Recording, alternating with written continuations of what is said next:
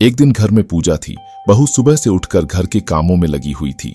पूजा के समय जैसे ही बहू ने आरती की थाली पकड़ी, थाली उसके हाथों से गिर गई। वहां मौजूद सभी लोग बातें बनाने लगे। कैसी बहू है, आरती की थाली भी गिरा दी। पति भी गुस्सा हो गए। सास बस इतना ही बोली, सीख जाएगी धीरे धीरे। सभी खाना खाने बैठे। बहू सबको खाना पानी देती रही। पति के कुछ दोस्त भी आए थे। उसका पति कभी चिल्लाता, कोल्ड ड्रिंक लाओ, कभी यह लाओ।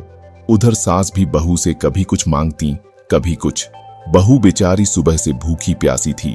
इधर उधर के कामों के चक्कर में उसके हाथ से खाने की थाली गिर गई। पति ने गुस्से में आकर उसे थप्पड़ मारते हुए कहा, गंवार कहीं की, तुझसे इतना भी काम नहीं होता।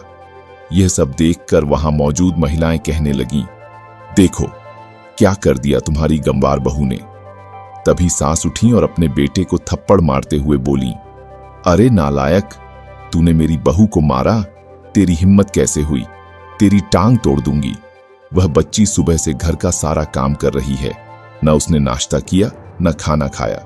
सास ने बहू का हाथ पकड़कर कहा, मेरी बहू गंवार नहीं है, वह खरा सोना है।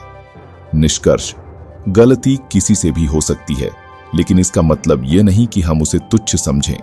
रिश्तों में मान और सम्मान बहुत जरूरी है।